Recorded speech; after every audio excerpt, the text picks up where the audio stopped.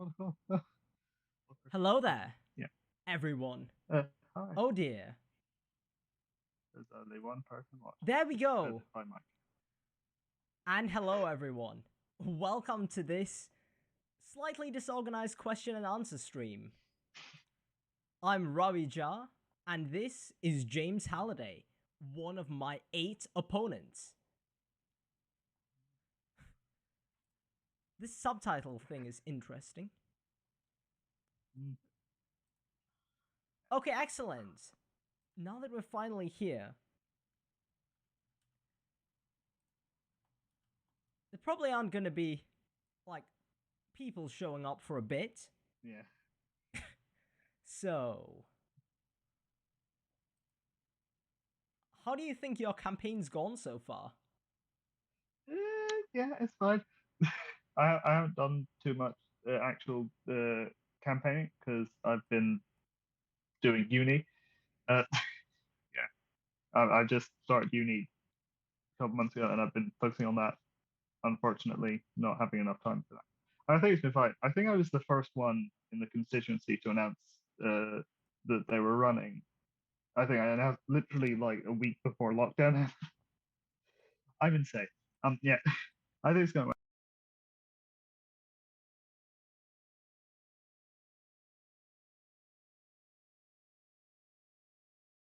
Yeah. Yeah, I do remember you being one of the first people. Because, like, I think I saw your thing and I was like, hey, there's a person. They're doing it.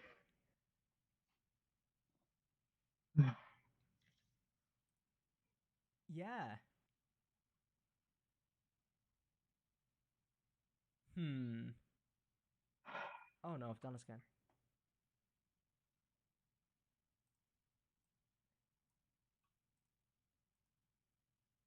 Well, I mean, it's great that we managed to get this finally working. So now we can actually do it. Um.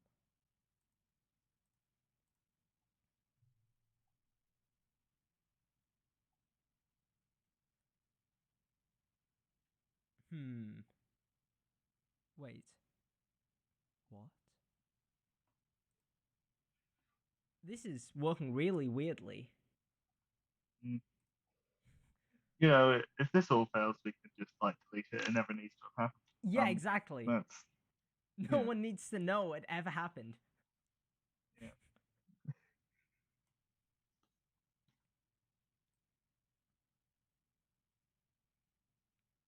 Let's see.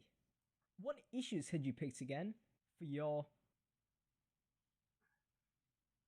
key issues for the thing? Uh, I chose what I think were great key issues, which are the environment, uh, education, and like equality. And I think those are fundamentally important for young people because the climate crisis will affect us all, and education affects like pretty much all of us as well. And we've seen like, over the last few years that people have been messing up on those, frankly, in positions of power. And I think those are some very important things to discuss. And also, like with equalities, we've seen like tons of stuff over the last few years over how like there's been tons of stuff like with the LGBTQ community and like obviously the Black Lives Matter stuff last year. There's tons of important like social equality and economic equality issues that need to be discussed. What were your key issues? What are your key? My key issues are. What did I even pick for this? The key issues annoyed me because they're really general.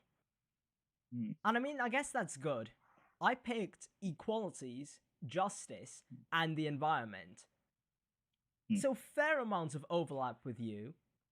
I picked justice because I feel like we definitely need justice and all of these social issues. mm, Like, yeah, look at the way climate change is just. It's affecting everyone, right?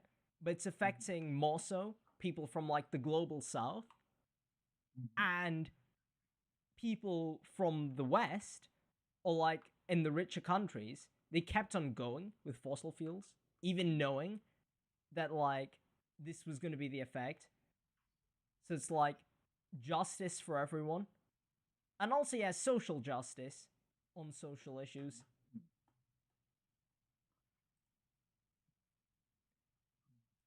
Yeah. Yeah. Yeah.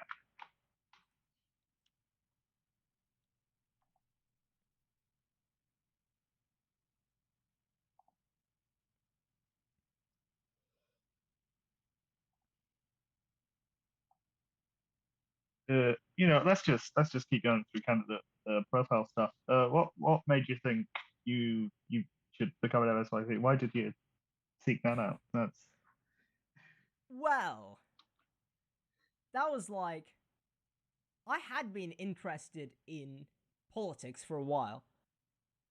And like this is something very interesting because I never heard of this like until a few years ago. And I was like, wow, that's really cool that they have this like a parliament for the youth where we can actually get change. So I guess my main thing is I want to get stuff done to like achieve the change which people want. And like that's basically my main motivation for wanting to become an MSYP. What about you? well, I think it's very similar. I've been political for literally as long as I can remember. I mean, to be honest, it's a damning indictment of my memory that one of the earliest memories I can think of is me age 7 watching Gordon Brown on the TV. But I have very bad memory of my childhood, so that's not the point. One of my earliest memories is watching like Gordon Brown and Nick Clegg on the TV in 2010. I know I'm crazy, and it was just like these people are cool, and they like had real power to like make people's lives better. Like some would argue that politicians don't always do that, but like I think for me it's just politics has such an amazing power to improve people's lives if done right, and I've always sort of thought, yes, I would like to do that, and hence Scottish Youth Parliament is like one of the best ways to do that of someone of this particular age. Yeah, I mean, like specifically, I think it's just crazy that, you know, the system we have right now leads to like nearly like a fifth of Scots being in poverty, and that's just crazy to me. Like we need like actual, it's as much as it's like general. Oh, I want to make people's lives better. Be a youth parliament. It's also like people are being screwed over at the moment. We need like actual, meaningful, real change now. You know, there's like idealism, but there's also like the real crises that we face in our society, and that's sort of like a dual reason that sort of pushed me to run this time. Yeah, Yeah. yeah. Sorry if that's a bit ranty there. But, One thing I've just noticed is the captioning software seems to kind of miss stuff if you speak. Just like you kind of have to speak a bit slower, and then it right. gets everything. Yeah. Yes. Oh well, it's Right. free, so like there's Yeah. some limitations on it. Yeah. Yeah. Yeah. Let's just why do you think someone should vote for you? Let's do that question on the candidate That profile. question. Oh, Let's just I wrote some interesting stuff for this. But yeah, I guess this kind of ties in back to what I already said that I'll work tirelessly until we get actual change. I won't just like sit around and try and or just like go and do all the things, just like say what I think, but leave it at that. No, I'll try and do everything in my power to actually get change. And hopefully, this will result in something happening. I mean, yeah, I, yeah. I think I'm in the sorry. I'm just scrolling up my Instagram because I'm pretty sure back in like March I said something back last year. What was that? I long story short, I think I said something along the lines of politicians aren't doing enough on the climate crisis, I would like actively try and contact like all 128 of the voting MSPs to do so, like something crazy. Like, to be honest, that's unrealistic in hindsight. But then again, like genuinely, young people can't just say their views and then stop because like politicians, we've been saying our views for a while now. Like, if you look at the climate strikes, I remember if I was to shoot Scotland, I just want to say, love the climate strikes, but you know, they've declared a climate emergency, but like, what else? It's raised a conversation, but the conversation continues to be no, So like, we need to keep, standing up, and that's sort of what I've said in my kind of profile. It's just like we need to like stand, like regardless of what views that we hold in other issues. Like when it comes to the key stuff that will affect all of us, we need to stand together and we need to speak like in the same voice and just say stop screwing us over. This is like I've met a few like actual politicians. They're like they're lovely people, but like stop screwing us over. Ugh. Just Yeah, that's just yeah yeah yeah, and the thing with the climate emergency, they obviously declared it, but I think they kind of use that as a way to ignore doing any action. yeah So they said this is a climate emergency, and then yeah, that's all. yeah. I think it's a classic bit of like greenwashing, as it were, as that fun expression is among the climate activists. That they're using the banner because being a pro climate action is like it's really popular now because you have to do it or we're all screwed. And the point about that is that politicians often, talk about their big climate plans. Like, no, I'm not using that. That's a partisan example, and we're meant to be impartial there. Basically, a party in the, I'm just going to say a party. It annoys me. I want to stress I did vote for them in the end, but that's an entirely separate point. Anyway, a party said, we have this bold plan on the climate, and it was the same as the already existing plan used by the current government. And it's just like, that's the point.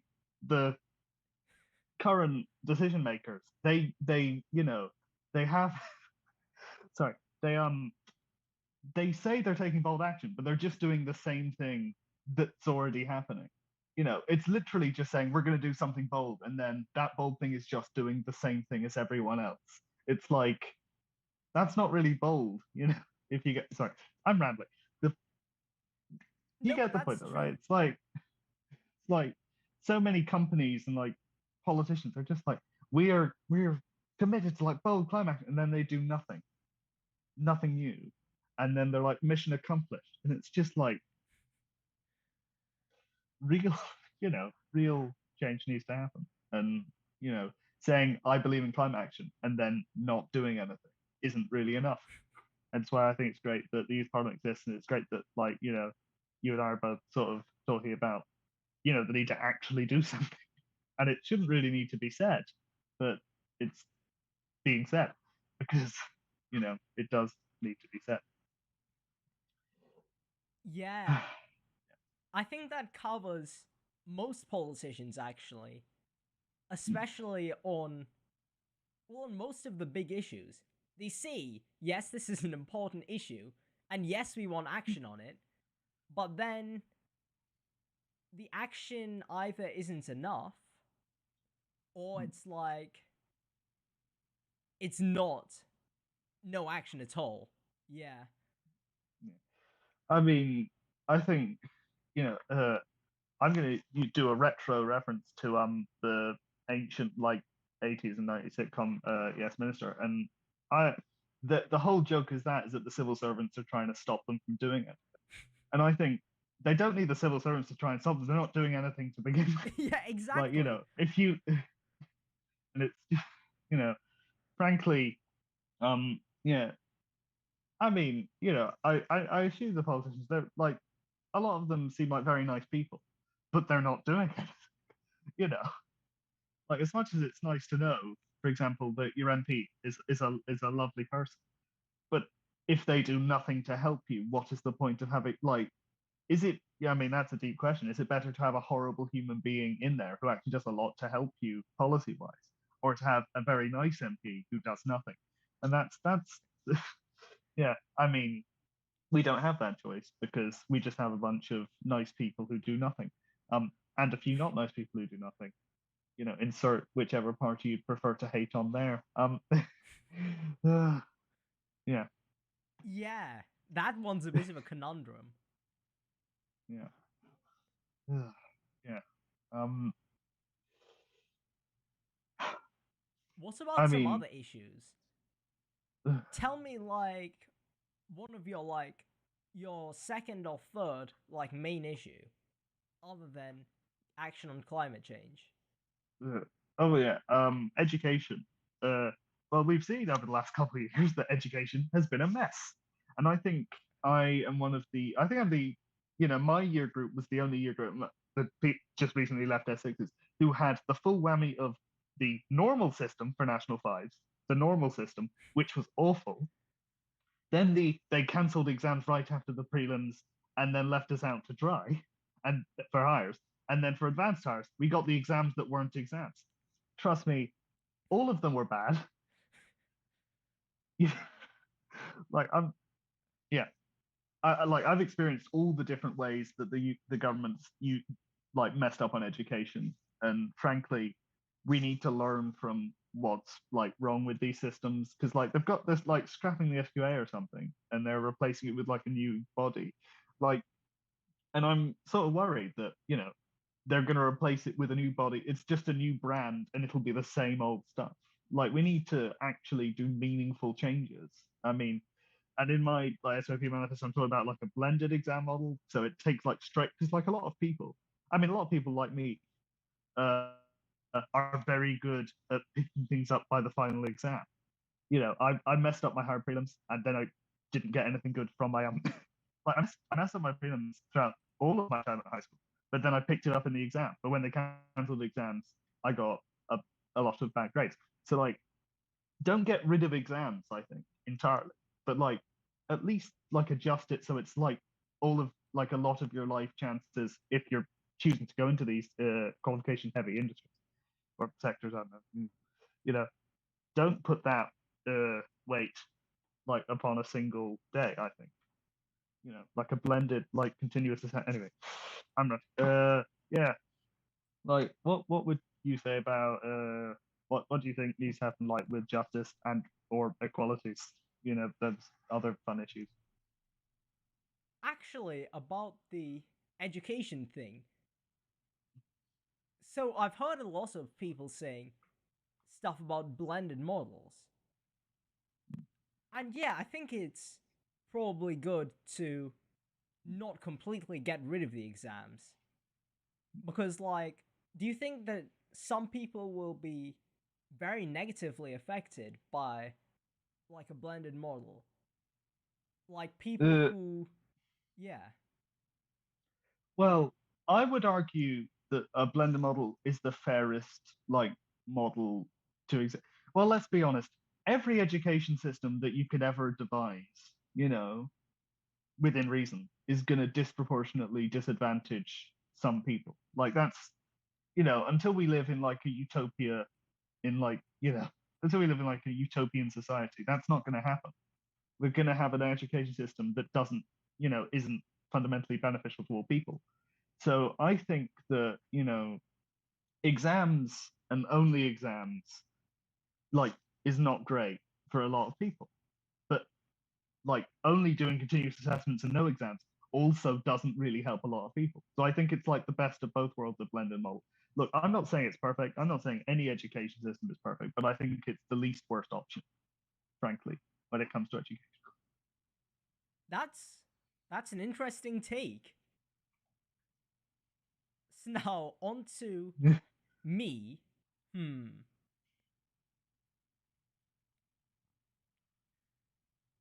The issues of equalities and justice, they're kind of vague.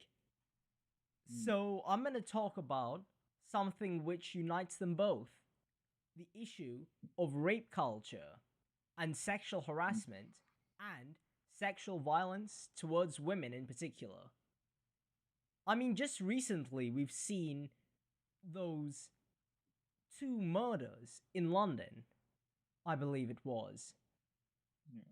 And one of the people, a policeman,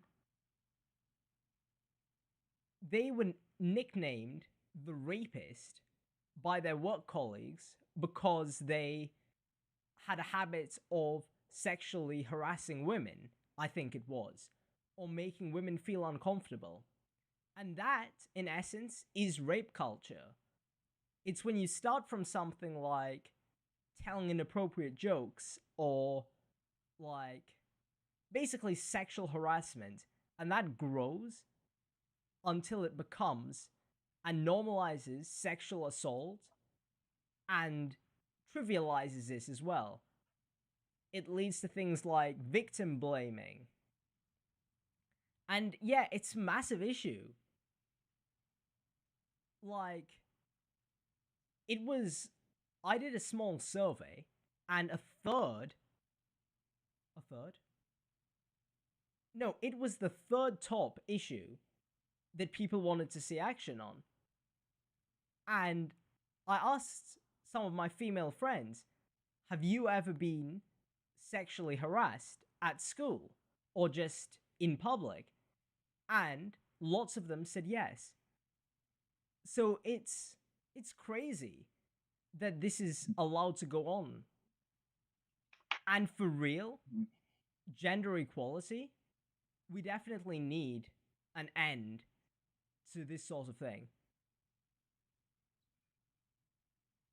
Yeah, I mean, I fully agree with like everything you just said there. Like, it's just common sense, and the fact that, obviously it's not an easy issue to, well, it's not an easy issue for men to figure out because they don't know the, and when we have, what is it, like 60 odd, 55% of MSPs are men, most councillors are men, most MPs are men, like that's not going to be great. I mean, I think we do need to push for, more gender equality. And I think, that's oh great. I mean, I think, you know, what I mean, rape is just fundamentally awful, and any sort of like sex crime, it's fundamentally. I don't think that needs said. Frankly, you know, yeah. I'm sorry, I don't know what else to say. It's an awful thing. It needs dealt with. There are systemic problems which stop it from happening. I don't know. I mean, what doesn't help is like the North Yorkshire Police and Crime Commissioner. I can't remember his name. I think it's like Philip Alla. I can't remember. He basically said women need to be more streetwise, and he Oh just yeah. resigned over that. Yeah, and I think, I mean, as someone who grew up in York, well, not North Yorkshire, West Yorkshire, but grew up in Yorkshire, I just think, it. I mean, it's not helpful. It's not really helpful because yes, women do need to be streetwise, but they shouldn't have to be streetwise. It's because of it's because of cultural problems. Frankly, you know, that shouldn't need to be a thing.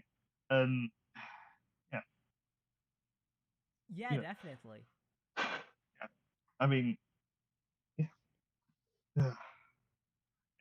What I you were mean, saying about broken systems, that just reminded me about like all of the systems that are just broken. And they happen to be lots of the same systems which run the entire world. So that's a mm, reassuring thought. yeah, yeah, yeah.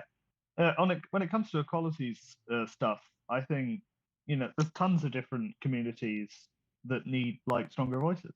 Because it's as much as women like you could talk about because there are so many like there's LGBTQ people, there's like disabled people, there's minorities. There's so many different communities that need stronger representation, stronger voices. Because I've got a real point, right? There are only in the last Scottish Parliament there were only two people who weren't white, and that's just like first of all that's underrepresentation, full stop, and second of all, like it's just that's just I just think that's not great. I mean, how many LGBTQ members of Scottish Parliament, how many trans members of MSPs are there? None. There have never been any trans people in the Scottish Parliament. And yet next year they'll be voting on legislation to advance on trans rights. And trans people will not get a say. How many non-binary members of the Scottish Parliament have there been? None. But to be honest, non-binary people make up like a fifth of 0.2% of the population. So proportionally speaking, that's like one MSP per parliament. So a number of communities are underrepresented, and frankly, that's not great because I think one of the most important things that all parties and politicians need to focus on is including, creating a more diverse space in parliament and in politics. And because as much as having decision makers who are diverse is important, nope, I just totally misconnected the wires in my brain there. The point is, no, it's important to have diverse people in power because when they're making the decisions over their own lives, it's harder for, say, a politician to go, I don't believe that trans people have a right to exist, if there's a trans person in the room who can, angrily stare at them, and that's just the same for a number of things. I don't believe in police reform, again, is going to be much harder if, there are, women and ethnic minority communities, people represented in the parliament because they can do the angry sort of stare, and call them out. And obviously that's a very simplified view. No, Boys, diversity matters, inclusion matters, giving people voices regardless of their community matters. Yeah. Yeah, definitely.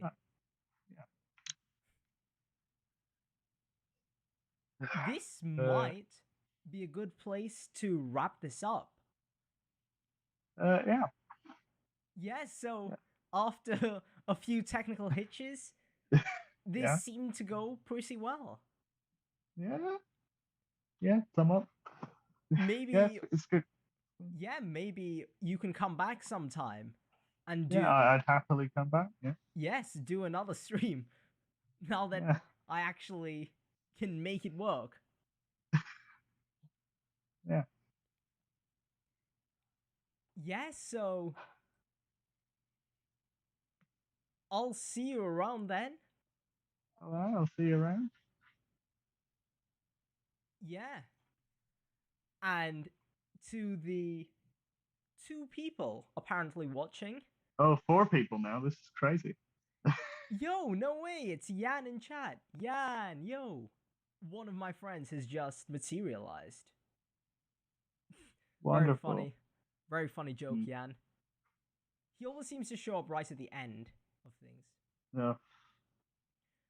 Oh, well. That's where we're going to have to wrap it up. All right. Yeah, we talked about a bunch of interesting issues. And I think we can... This is definitely something interesting for the constituents to go and watch back to see what we each had to say. Yeah. So, internet, goodbye. And thanks for watching.